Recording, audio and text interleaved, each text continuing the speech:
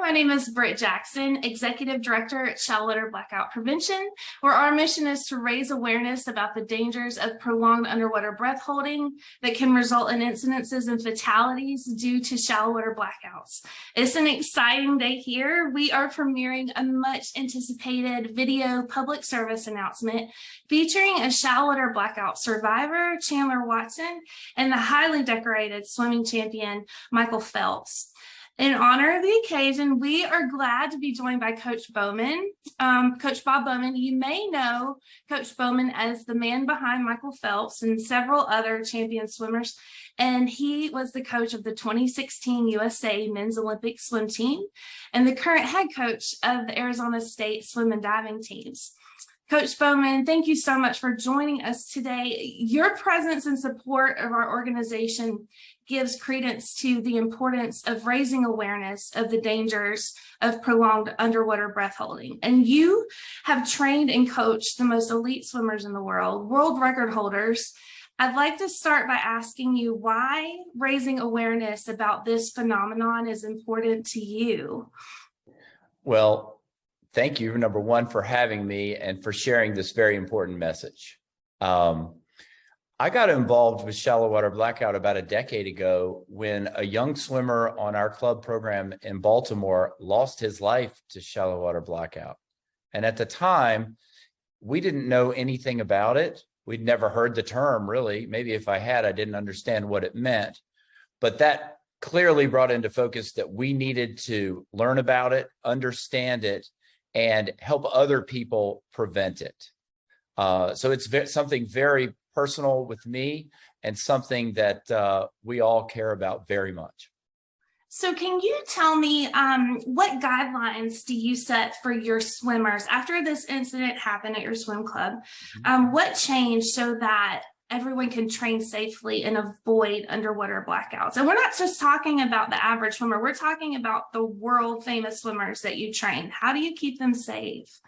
I think the key elements of the safety program, well, number one, no underwater work or really work of any kind in a swimming pool should be done without professional supervision and a lifeguard present. That's always a basic, right?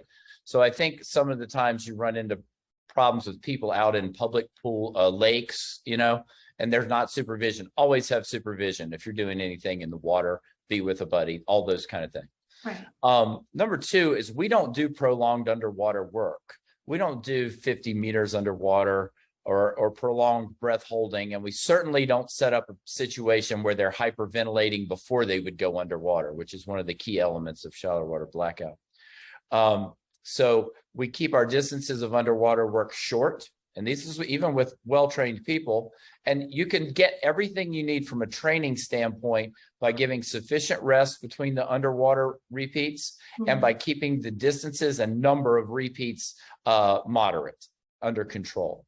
So I think those are the key elements. But number one, always have supervision. Number two, do not hyperventilate before you do any kind of underwater or breath holding exercise. Number three, allow sufficient rest in between your repeats to recover before you did another one. Yes. I'm so thrilled to hear you say all of those things. You heard it here from the expert. It's not necessary to push your students that hard so that accidents happen. I want to ask you, why is the message in this PSA with Chandler and Michael so important to be seen and recognized by swimmers and coaches and aquatics professionals?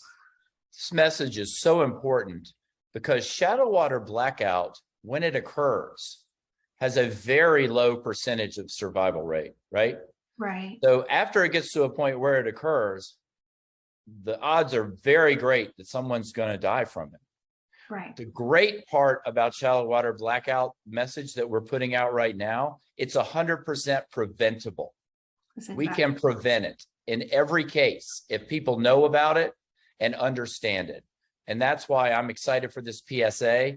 And I'm, so happy to be part of this organization and this mission to educate people about shallow water blackout. It's true. And we know that if coaches and aquatics professionals, managers put the things in place to make sure this doesn't take place, on their pool decks, that lives will be saved, 100% will be saved. Exactly. So we appreciate your time today. And without further ado, please enjoy this public service announcement.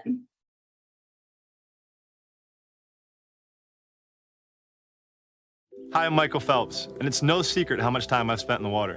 Swimming is a great activity, and learning to swim can save a life, including your own. But no matter how good of a swimmer you are, it's important to never swim alone and to be careful around water. You never want to hold your breath for an extended amount of time, because it could actually take your breath away. For good.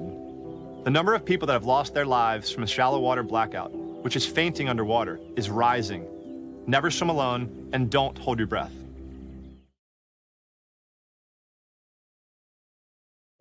Hi, I'm Michael Phelps, and as you know, I love to swim.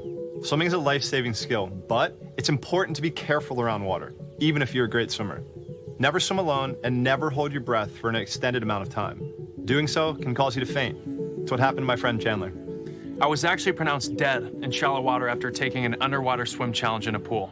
Vacationing with my family, it was my competitive self that hyperventilated so I could hold my breath more easily. But Chandler never emerged from underwater. When they finally realized something was very wrong, he was already gone. If not for the 2 doctors who happened to be by the pool, he would be. Those doctors never stopped CPR, and after 5 minutes, they got a heartbeat and a pulse. My family and wife had to experience this horror for no good reason. Most shallow water blackout victims don't make it. Me being here is a miracle.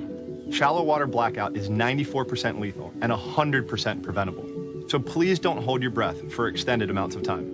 If it happened to me, it could happen to anyone.